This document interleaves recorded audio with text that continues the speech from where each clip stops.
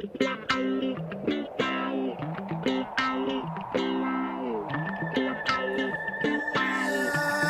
better get up.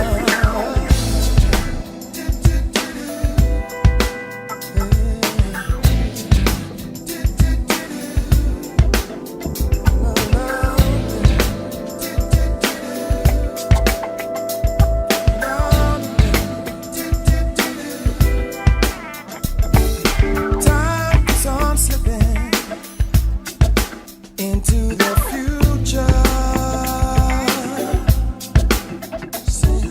Time is on slipping, slipping, slipping into the future. So I wanna fly like an eagle to the sea. Fly like an eagle, make my spirit carry me. I wanna fly. Welcome to another edition of AAU, All Things Education. I'm your host, Fidel Jones.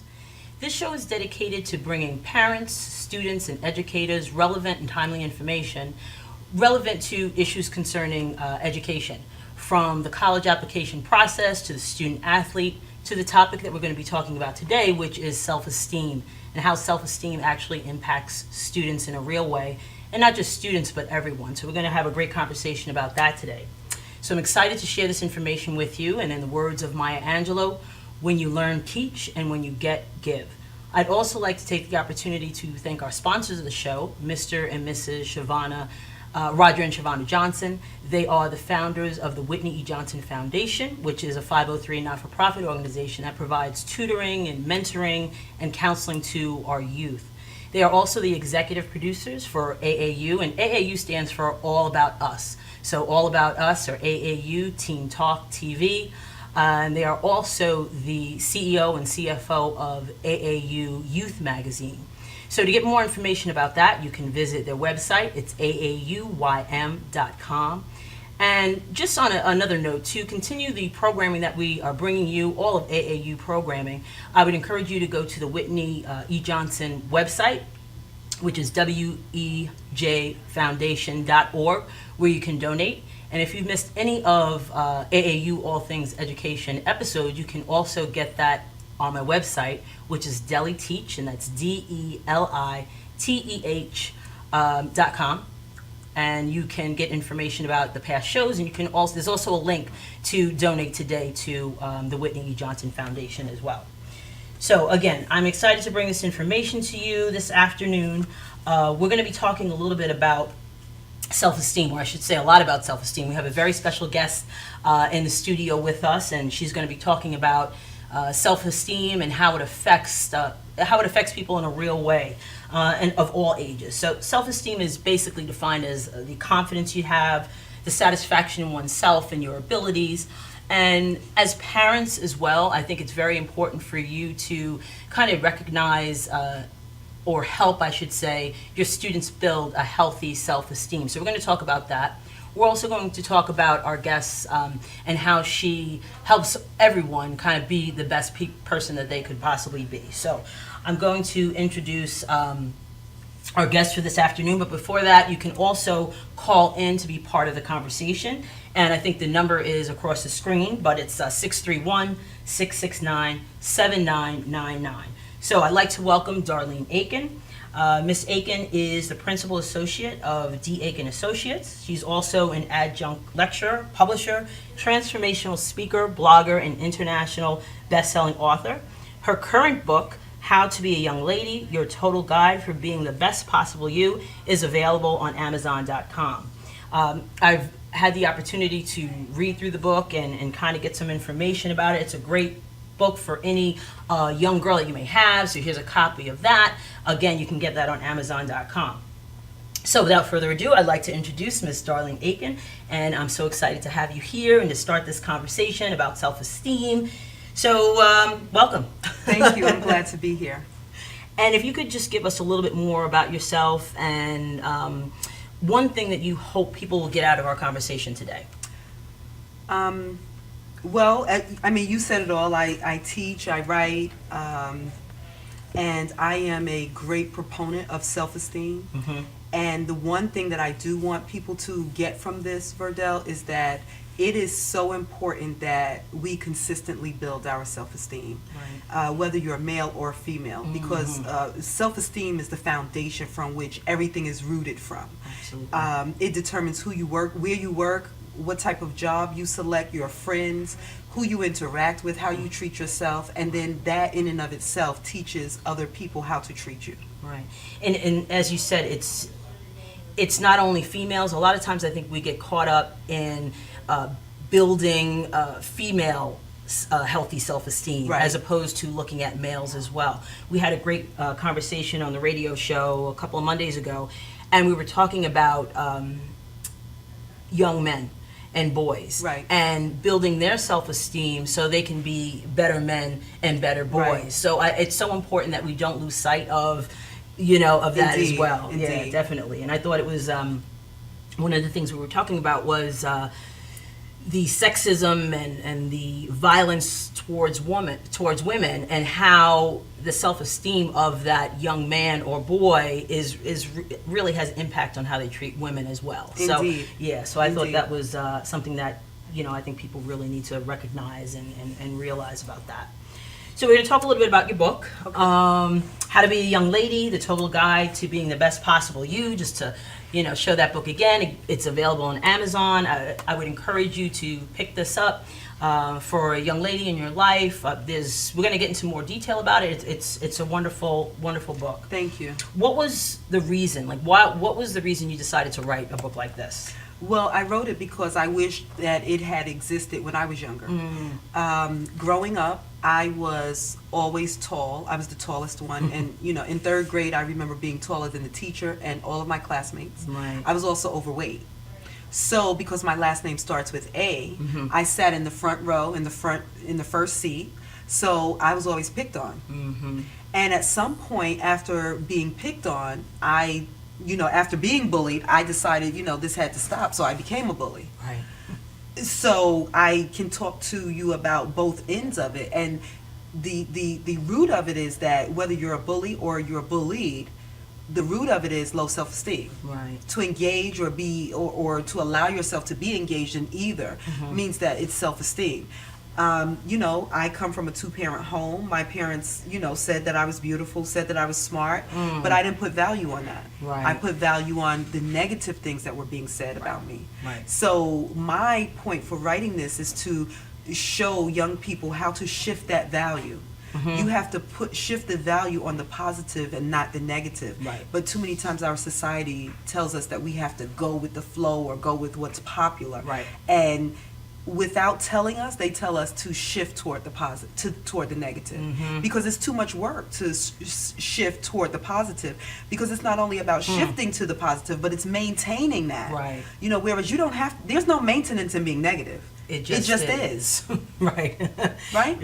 And I mean, media, we've heard this before, but I think media does has impact on how we view ourselves, even as older women.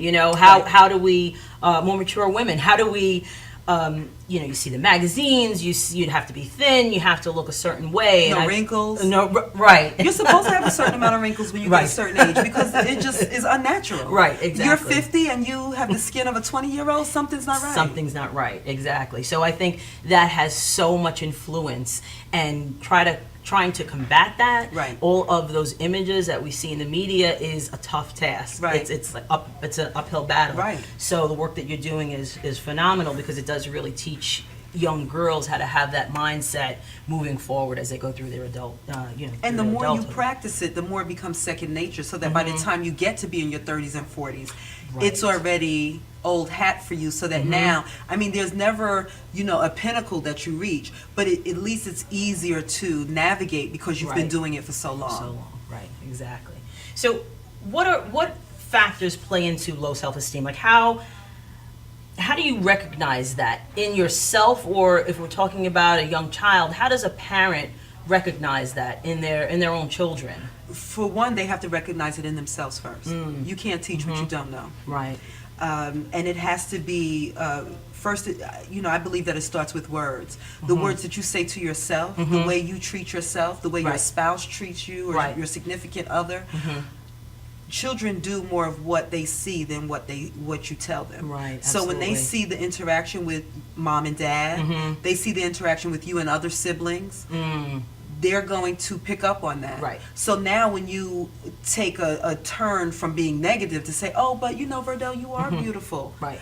You're thinking, oh, mommy, but you just called such and such a big It head, doesn't. or Right. It doesn't register. right, Right. And yeah. we have to watch nicknames. People might say, oh, that's so nitpicky, Darlene, but no. Right. Are you calling somebody, a name that refers to their overweight, Right. them being overweight, or are you calling them a nickname that refers to some kind of deformity that they have, or some difference that they may have than everyone else in the family? Because then that subliminally plays into that low self-esteem, and you're the one who's perpetuating it as the Right. parent. Exactly. And I think that's key. So once a parent is able to identify that, Right. and act accordingly in their relationships that their children observe, it becomes something that the children, that your child would kind of, expect. Indeed. Yeah, Indeed. I definitely. mean, I used to, like, for instance, when my son was younger, I would wake him up for school. I would wake him up saying, good morning, African Prince, it's time to get up. Right. Because I immediately want positive thoughts Right. pumping through his head as soon as he gets up. Right.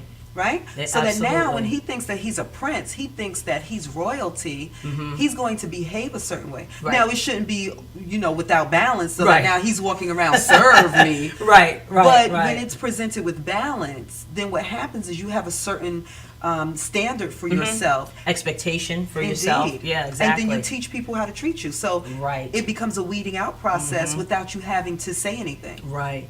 I think one of the things that kind of, as a young parent, that struck me, and I'm not sure if it was Maya Angelou or Toni Morrison. I think it may have been Maya Angelou, and she said, "Do your eyes light up when your children walk in the room?" Right.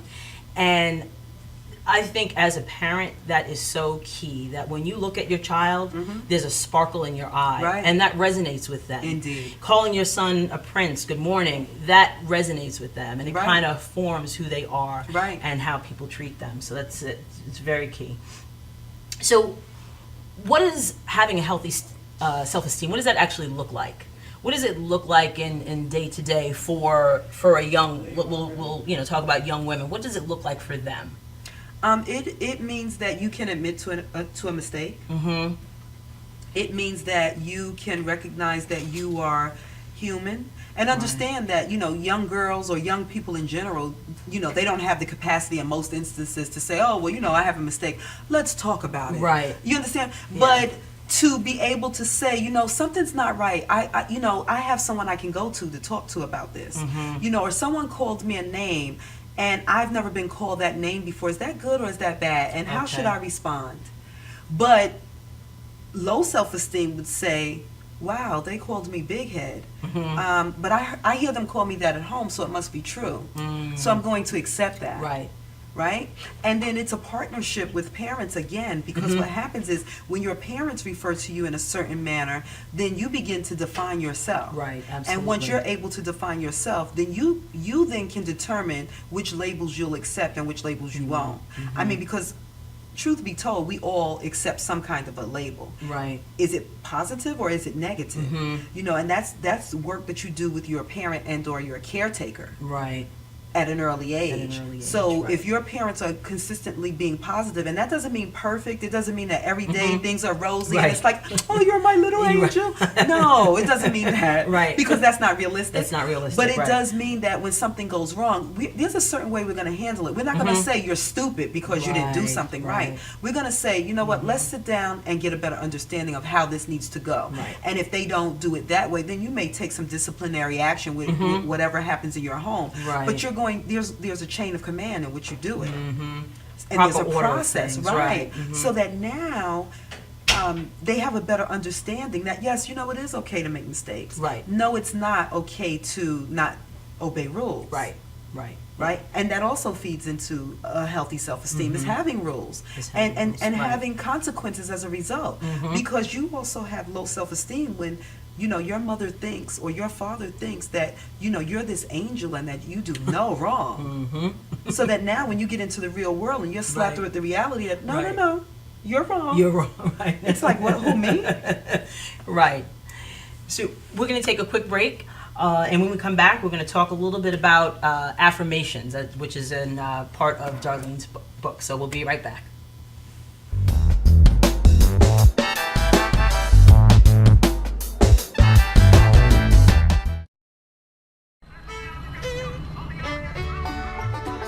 Guys, ready for the show? Yeah. Enjoy.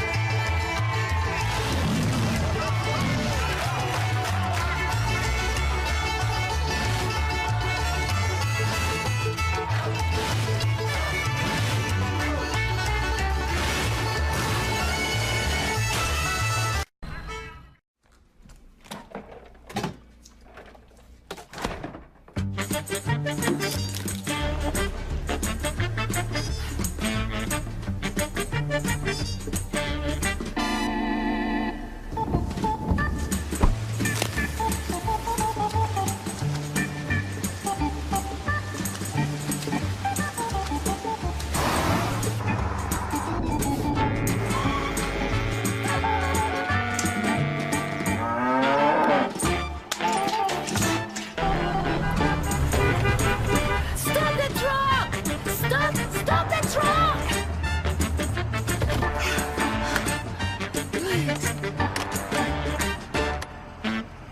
Thank you.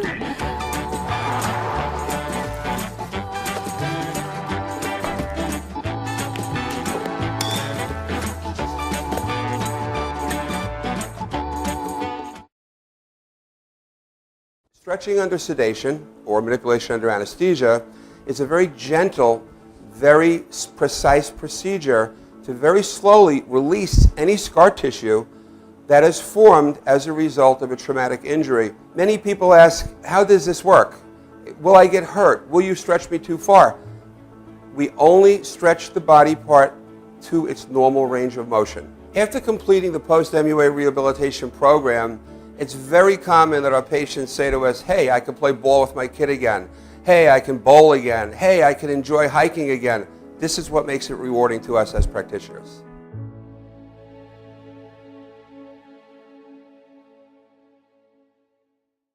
Stretching under sedation.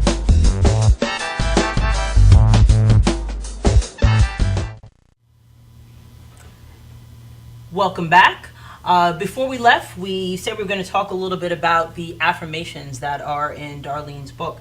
So I love the affirmations that you have in there. Can you explain a little bit about what they are and why you wanted to include them in the book? Yes, you know, there's a saying where you shouldn't talk to yourself, or if you do, you shouldn't answer yourself, and I Right. just totally don't believe that. You Talk need to to talk myself to all the yourself, time. and you need to answer yourself. Like, don't do that. Don't do that. Why? Don't do that. Because, you know, I believe in self-talk, and that's in the book as well, self-talk, because, you know, we dictate how our day will go. You know, you Right. can't get out of your bed and stump your toe and say, oh, God, I'm going to have a bad day. And what happens? You have a bad have a day. bad day. Because Right. you've declared that and you've put it in Put the it out there. universe. And the universe supports whatever you say, Right. negative or positive. So I included affirmations in the book because I wanted girls to start their day off with positive words that they say to themselves, so that now when someone else says something to them that might be negative, Right. they can remember what they said to themselves and make a declaration and stick to that declaration. And you can do it in one of two ways. You can make that your declaration for the month, or you can Okay. take one and do it each day. Right. But as long as you're affirming something positive, it's a way to tell the universe that this is what I need for you to shape for me for Okay. today, and this is the way I'm going to move. And when someone tries to come to contradict that, there's no room for that, and you just don't accept it, Right. and don't receive it, And don't receive it. reject it. Now, I'm just curious, how, I know you work with young women and, you know, currently in the past, I know that's, you know, some of the work that you do. How is that received from the young girls that you work with? Actually, it's received very well. Yeah. Because what happens is that I'm very transparent with them. Mm-hmm. I'm not some person who just decided to write a book.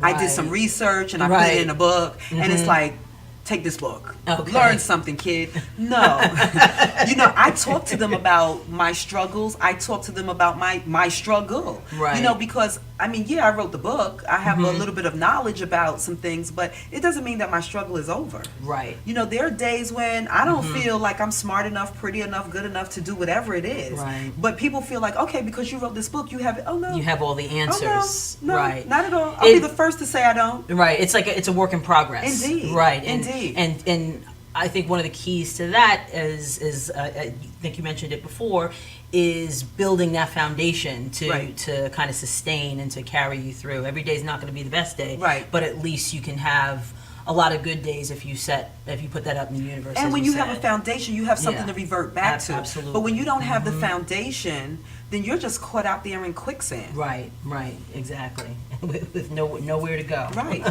So I wanted to talk a little bit about how education ties into this. So how does having a healthy self-esteem tie into education for our students? Well, I'm a big proponent of education, but when we're talking about self-esteem, it's a different kind of education. Okay. I'm not talking about reading, writing, and arithmetic. While those things tie in because you need to know how to read, of course, I'm talking about self-education. Educating yourself about who you are, where it is that you see yourself fitting into this thing called life. Right. Where is it that you'd like to go? Understanding at some point that no matter how much you prepare, you still have to be prepared for change, heartache, Right. disappointment. You still have to be prepared for those things. But it's about knowing who you are and being so in touch Right. with yourself. And that's always changing. It's always evolving. evolving. The more you know, the more you grow. And to me, what that means is you grow in a manner that what was acceptable today is not acceptable 2 weeks from now. Right. Or what applied to you 2 weeks ago doesn't apply this year. Doesn't mean good, bad, or indifferent. Right. It just means that I am a different person There was a now. shift. And there's a shift. Right. Right? Based on my goal. Right. But if you don't have a goal, you don't need directions. Right? Because you're just willy-nilly in the wind. Just but if you right. have a goal, even once you get close to that goal, or as you're on your way working toward the goal, you may realize, you know what, this is no longer a goal for me. I'm Right. not interested in that any Okay. longer. Right? Or you may say, this is the goal, however, I want to tweak it a little bit. Right. And that's fine. And that's fine. But it comes with educating yourself about who you are and where you see yourself fitting in this world. So how does a young person go about doing that for themselves? Like, what are some ways that a young person could actually say, find out more about themselves? Because you always hear the saying about, I didn't find myself till I was 30 years old, Right. let's say. And then, as you said, it's still an evolution. You don't Right. really find your total self Right. because it's always an evolution. So how does a young person kind of start that process? What do they need to do? What do they need to look for? How do they go about doing that? Mentoring programs. I'm a major proponent of reading. Before I traveled. Right. Because in the summertime, I would literally spend time in my parents' backyard, you know, in the Chase Lounge reading. Right. And I had like Okay. stacks of books that I read. Oh, before you traveled.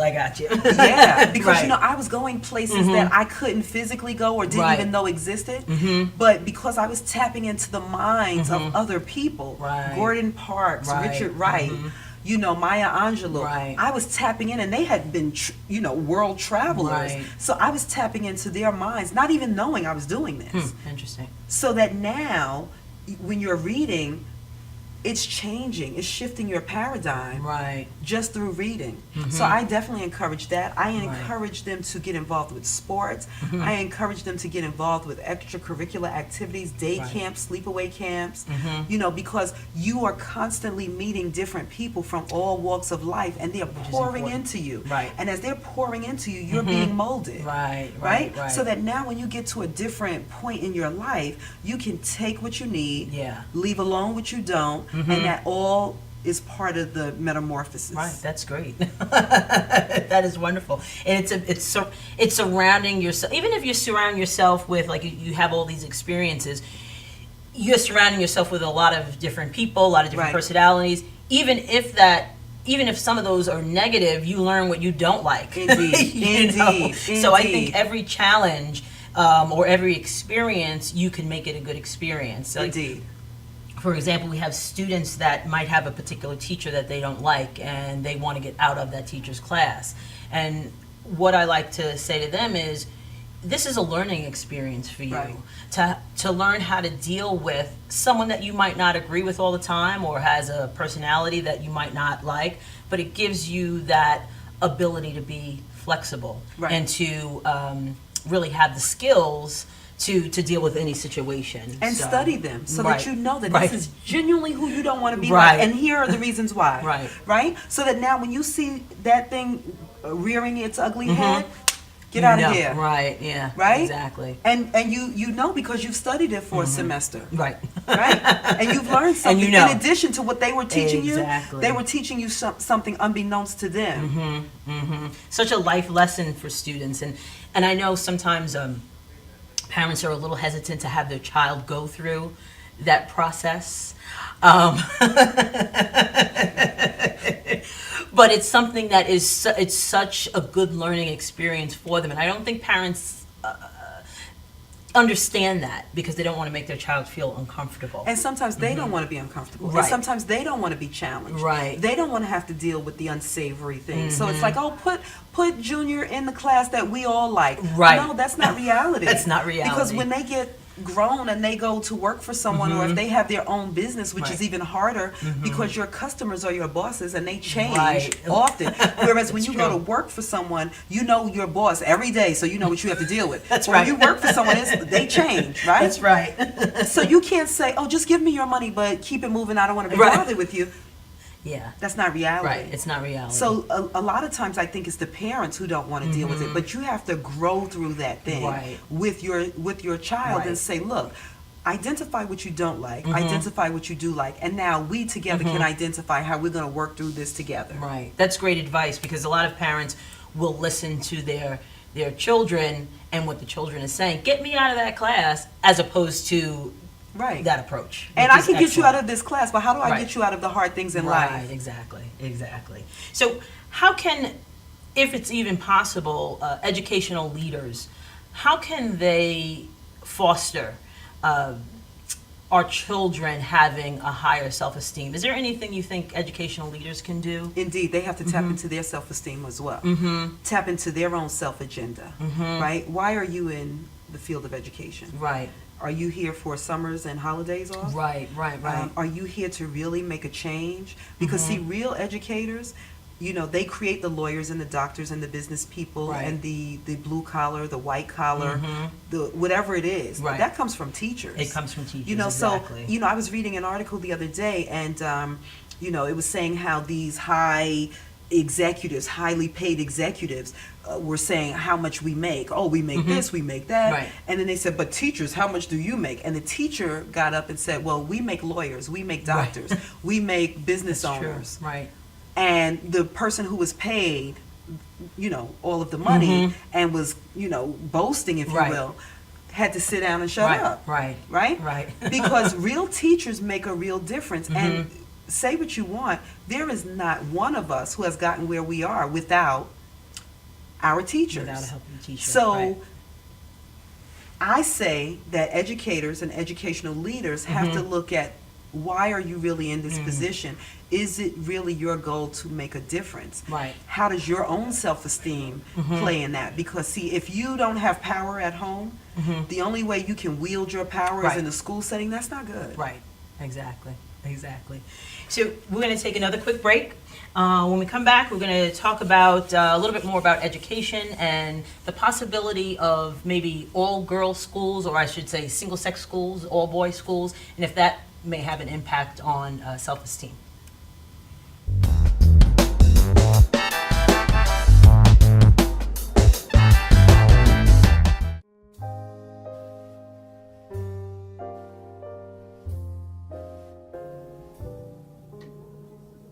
My name is Dr. Robert Brevard. I'm here for Multi-Medicine in Westbury, New York. We're located at 1065 Old Country Road, Suite 214. Been here for about 15 years. The practice has medical doctors, physical therapists, chiropractors, acupuncturists. We also do pain management, and we have orthopedists on staff. Here at Advanced Multi-Medicine Rehabilitation, we've got physical therapists on staff who treat an array of conditions, from neck pain to back pain, shoulder pain. We treat carpal tunnel. We treat a lot of car accident patients, slip and falls. We treat patients with knee injuries, with ankle injuries. We have state-of-the-art equipment. We've been here for over 15 years. Vast array of diagnostic testing, from x-rays to EMGs. What is an EMG? It's a diagnostic test that allows a doctor to determine where the pinched nerve is.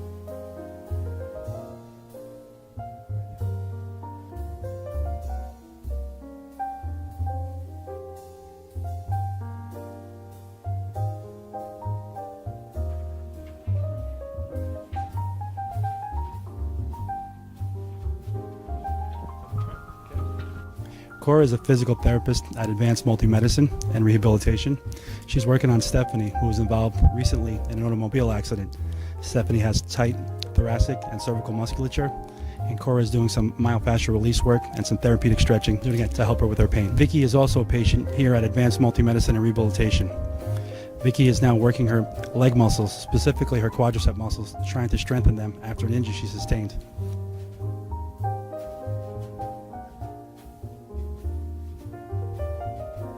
If you find yourself in need of any type of physical therapy, please don't hesitate to call Advanced Multi-Medicine and Rehabilitation, located in Westbury, New York, in Suite 214.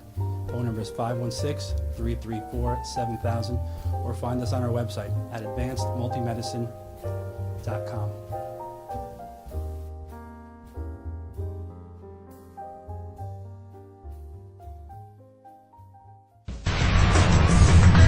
Hi, I'm Donnie Most, and you're watching MadhouseTV.com. I still got it.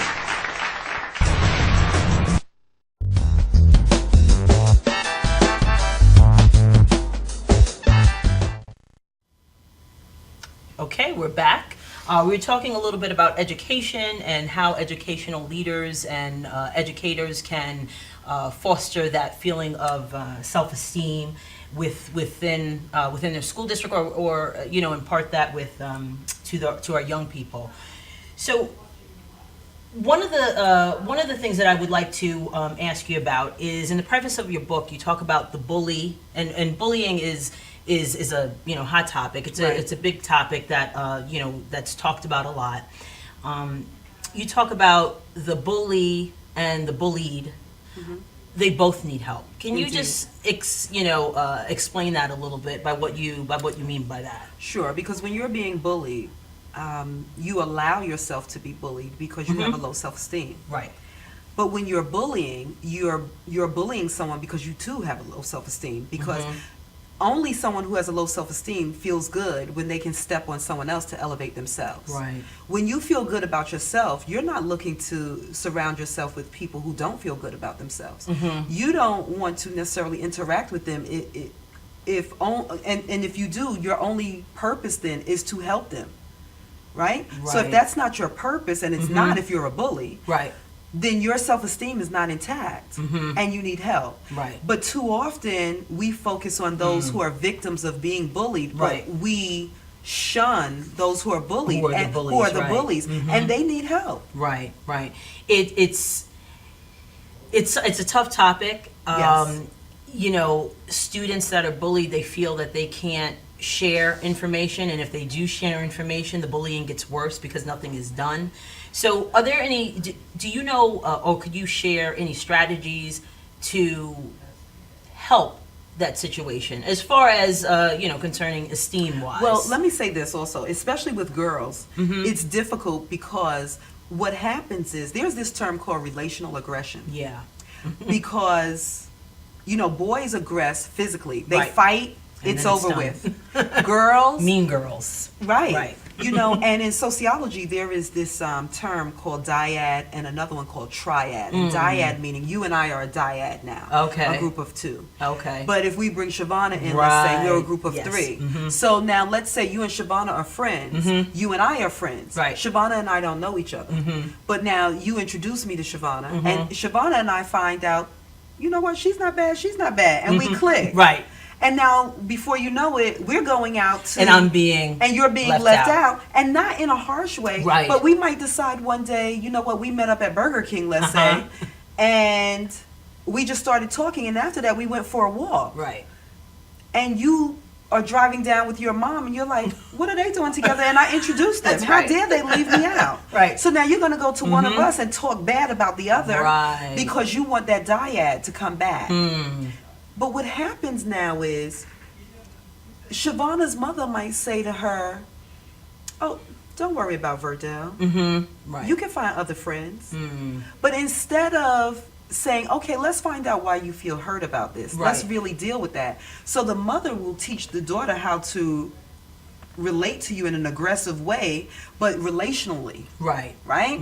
So that now no one really has, because it's intangible, Right. no one really knows how to deal with that. And many times they don't even know that it's happening. Right.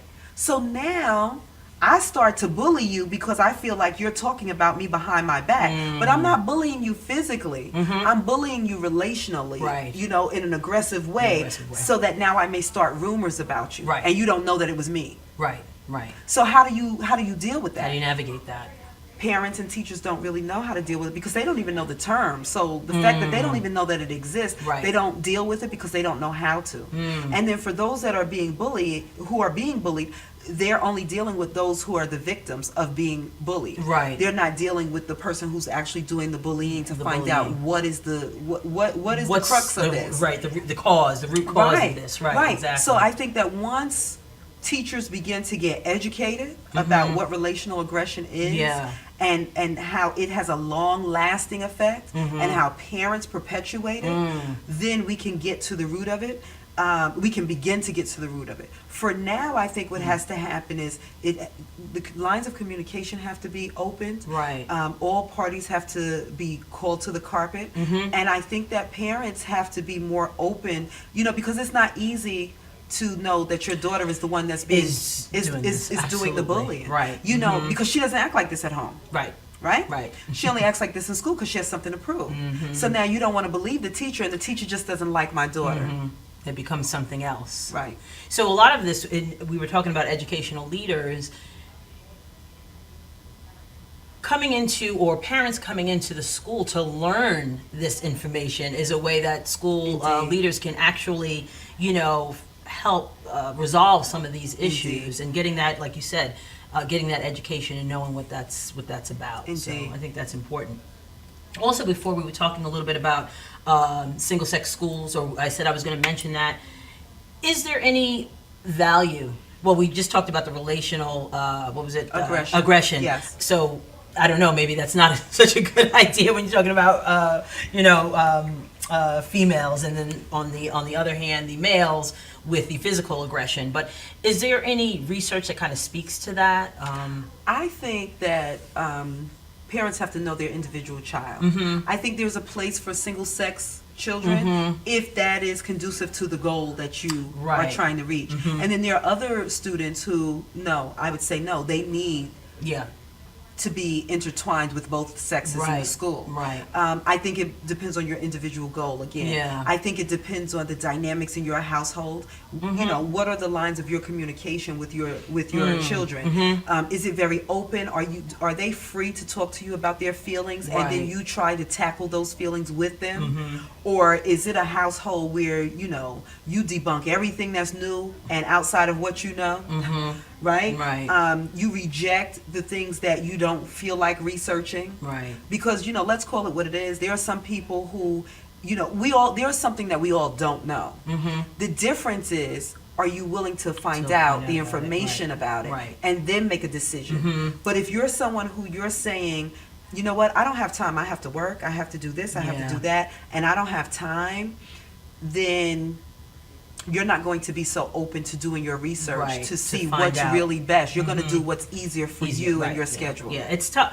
Parenting is so Indeed it is. tough, and the ramifications of not doing a good job are great. Indeed. You know, and it is a challenge. And what happens a lot of times is, you know, schools do try to help parents with that, but they get the parents that they don't really need to get. Right. You know, so it is a struggle, and I think if we can reach those young people and teach them those skills, like you said, with mentoring programs, I Right. think it's key. But it's really a struggle to try to help students gain that Yeah, healthy self-esteem. what I tell my parents in my parenting groups is that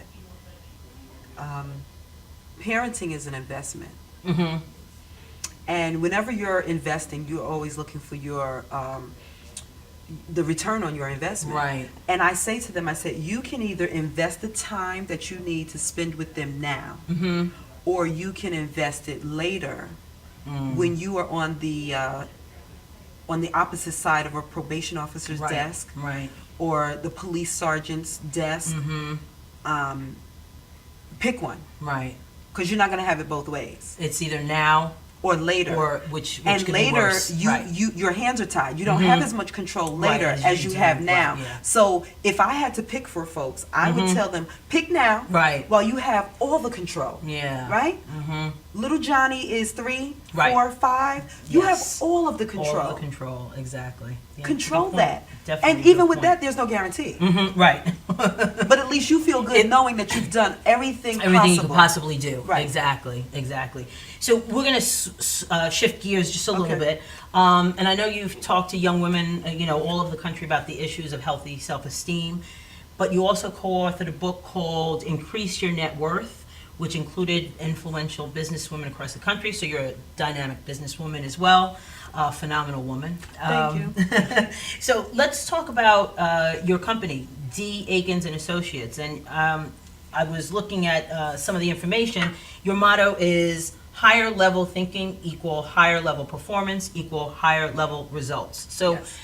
tell us a little bit about your organization and how you help individuals of all ages and basically what you do. Okay. The book is Network to Increase Your Net Worth. Network to increase your net worth. Yes. Mhm, And network. it is a book that I co-authored with over 20 businesswomen across Okay. the country. And it was the brainchild of a woman by the name of Toni Coleman Brown. Okay. And she called me one day and she asked me to, contribute. And I said, absolutely not, because I don't have time. Okay. And she says, well, I'm not accepting that. Right. I, want you to be a part of this. And I said, let me get back to you. I called her back and I said, absolutely not, because I don't have time. And she repeated what she was saying. No, I am not going to accept that. So I said, you know what, let me think about it. Right. And I'll see. So one day I was just home and fidgeting. And I said, you know what, let me see what I can write up. And before I knew it, I had gone over Right. the parameters in which she had given me. So this was definitely before This was book. after. Oh, it This was was. after this Oh, book, okay. It yes. was after because this is the second edition. This is the second Right, edition. okay. And I gave my piece and I said, okay, we'll see what happens. And when the book was finally finished, we were all on social media and we were watching it on Amazon. And it was kind of like watching the election. Okay. We started off, Nice. we were like, I forget, some ridiculous number. thousands and thousands on the book list. Wow. And literally before the close of business, this book had rose Wow. up the chart to number 2. Wow. Well, that's And exciting. It was. I can't tell you. It was like heart palpitating Right. excitement. And then at that time, Sheryl Sandberg had come out with Lean In, Okay. Mm-hmm. and she was number 1 on all book lists. Okay. So we were trying to crack that, Right, and we were yeah. just like, okay, tell people to buy the book, tell people to do whatever. And we just couldn't crack her. She was a bad mamma jamma. Right. But number 2 wasn't too shabby. Right. And some of the co-authors were first-time authors. Nice. So that was a good thing. And how it segued into D. Aiken and Associates is because a lot of the work that I did came under the umbrella of Inner Beauty Solutions. Okay. But as I started getting more corporate clients and male clients, you know, they didn't really want to Right. be cute and beauty and inner and all of that kind of stuff. Right. They didn't want the They solution didn't want to that, inner right. beauty. We're going to take a quick break, Okay. and when we come back, we're going to talk a little bit more about Darlene's company, and so we'll be right back.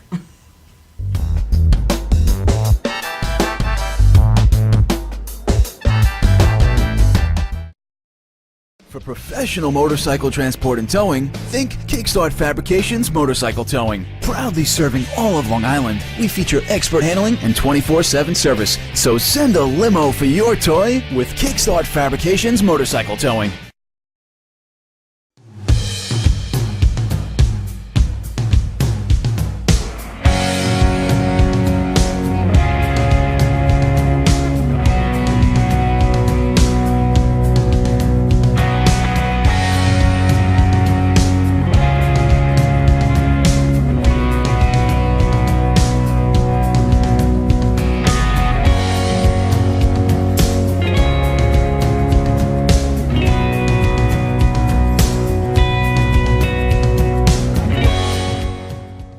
After all the candles are blown out, after the last toast of the night, Cambridge paving stones with Armortech stand the test of time. Beautifully designed, built to last. Only Cambridge paving stones have Armortech, our unique process that produces a rich, distinctive color. Create your own memories with Cambridge paving stones. Visit CambridgePavers.com. Cambridge paving stones with Armortech will always look like new. You got Mickey B here, the Prince of Rock and Roll, and you're watching MadhouseTV.com.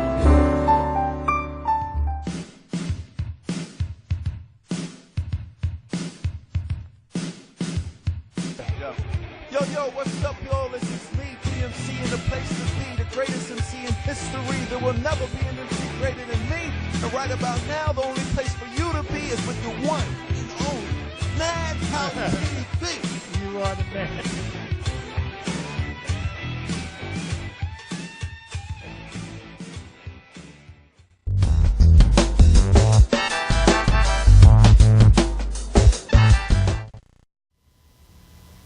Okay, welcome back. We're here with Darlene Aiken, and we were talking a little bit about self-esteem and how that impacts our students. But then we were also talking about Darlene's organization, her company, and we can pick up from where we left off. Yeah, so it evolved because I decided that, you know, I needed something that could be reflective of the work that I do. And I do personal and professional development. I work with celebrities, business people, individuals, organizations to develop them personally. So we'll talk about self-esteem. We'll have Okay. self-esteem workshops, etiquette workshops, customer service from the professional standpoint, media training. Right now I'm working with Okay. one of my clients to talk to them about how to have their top performance while they're on the red carpet.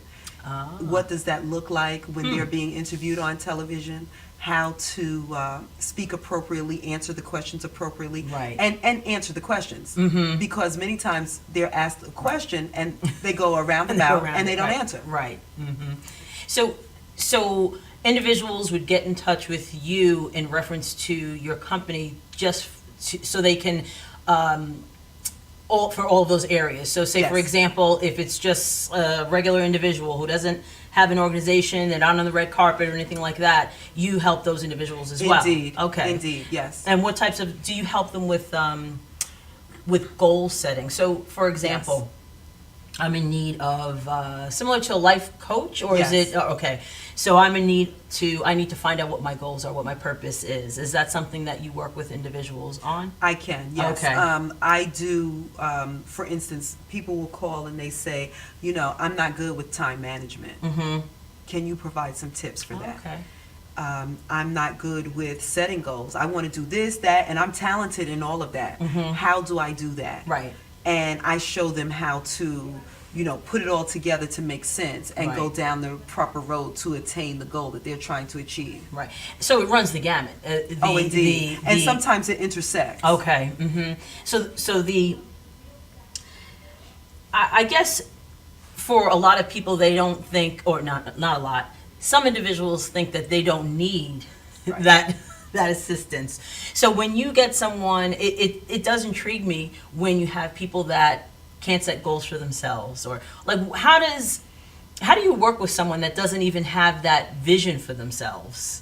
Well, They have to have some kind of vision because they're going to you, but Well, sometimes they're referred. okay. All Because although they're coming as an individual, they might be affiliated with an organization. Oh, okay. And the I gotcha. organization says, well, in order for us to work with you, you need X, Y, and Z. Okay. So then they'll come to me, Ah. but I don't really need it, kind of. Okay. So then what happens is we provide them with a visual so that, because sometimes people don't know they need things until they need it, Right. right? Because they don't know what it looks like. So Okay. we show them what it looks like, and then that's when they have an epiphany and say, wow, well, maybe I do. Because when I look at my tape, I'm saying, Oh. Right. Okay. Right. So it gives them the visual. Always helps. Indeed. So you work with organizations as well as individuals. So it's pretty extensive. When did you start? How long have you been in business? I've been in business now for over 15 years. Oh, D. okay. Aiken and Associates, I just opened the doors there April of this year. Oh, congratulations! Thank you. So yeah, we did like a total, and the fascinating thing is that we have garnered new clients all without any advertising. Really? Yeah. Wow. So it's been That's a testament to it's a the work great you do. it's a great testimony to have. Right. And at some point we are going to get our website, but we're still in the formulation process. Okay. So I don't want to over Right. promise and under deliver. Right. So we're working with some serious clients right now. Okay. And we have a little bit of a waiting list, and we're looking to grow that waiting list, but Wow. not have them wait so long, so that we can begin to expand. Right. Right. So. Just congratulations. That Thank is you. awesome and Thank you. amazing. I'm very proud of you. I think that's it's fabulous, the work that you do and the lives that you're able to actually touch. Thank you. It's really testament to the work that you do, and it's great to see. So, if you could take us through the day in the life of Darlene Aiken, what does it look like? You're a businesswoman. You speak. You're an adjunct professor. How do you? Since your organization teaches those things to people, you have to be very good at it because you are doing a lot. How do you manage that? I'm very careful about how I spend my time. Right. Many times people watch a lot of television, and my friends joke with me all the time because I was at a birthday / 4th of July barbecue. Okay. And one of my friends, her son made a joke, and he said something, and everyone was laughing, and I didn't laugh. Right. And they were like, well, Darlene, that was a song. And I said, oh, because I didn't know. Right. So then I said, oh, so, now I'm laughing after the fact because I didn't know it was a song. Right. You know what I'm saying? So it's important where you spend your time and what you do. Right, Indeed. exactly. And I'm very calculating with my time. Like, people will spend a lot of time on the phone. I'm on the phone, but I'm making it count. Right. If I'm watching television, it's going to be something that's going to grow me. Right. Right? Right. It's going to give back. It's not going to be something that... Empty. Right. Right.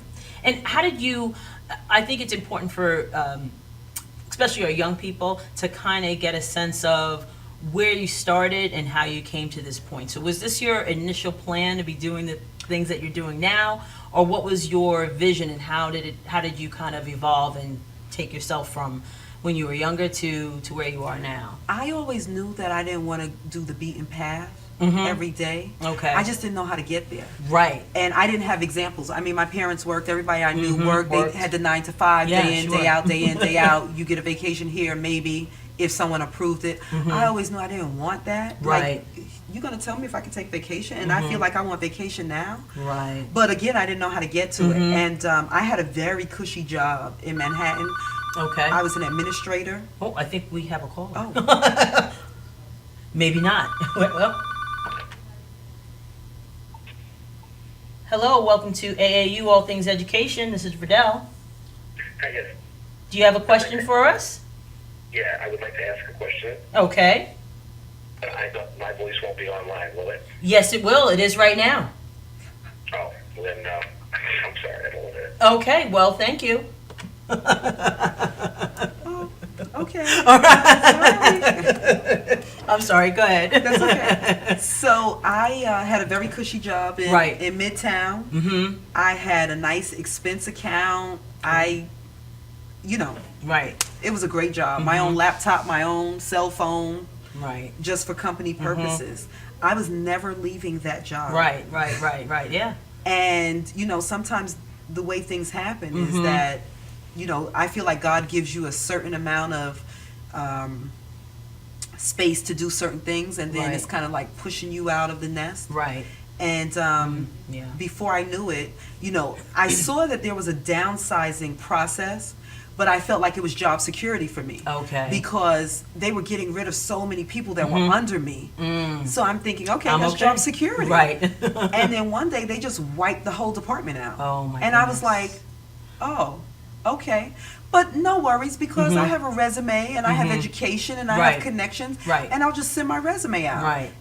Well, I sent my resume out, but it didn't work that way. Wow. Nobody could help me. Savings was dwindling, and I found myself in front of my computer saying, what am I going to do? Right. And this was a time when the computers were not the way they are now. Right. People didn't accept resumes online at that point. Right. So I'm saying, what am I going to do? And I then had to dumb down my resume, and people were not buying that. Right. So, overqualified. Right. So I said, I have to do something. Right. So I said, okay, until I find a job, let me do some pro bono stuff. And people started saying, well, how much do you charge? And I was like, oh, people get paid to do we'll this? pay for this. Right. I'm like, oh, I got more research to do, And I started seeing people who had less qualifications than I had, and they were being paid all of this money. And I said, wow, this is what I love to do. Right. And you could get paid to do it. I need to find out how I can do more of this. Okay. And that's really how it started. Wow. And it just kept building from there. It built, but let me say, there were a lot of ebbs and flows. Right. And some of the ebbs didn't look like they were ever going to flow. Right. It's scary. It's very scary, and especially when you don't come from that. Absolutely. So, you need a mentor. Who do you turn to? Right. People who were close to me talked all kinds of stuff to make me even more scared. I was just like, of course, because that's what they're used to. They're used to Right. that 9 to 5 pension at the end after 25 years. Right. So taking the path that you that you took is very scary to a lot of people. It's scary for me. Understatement. So I commend you for having that ambition. So what's the vision for? We have a few minutes left. What's the vision for your company moving forward, and what do you plan on doing in the future? I plan for D. Aiken and Associates to expand, grow.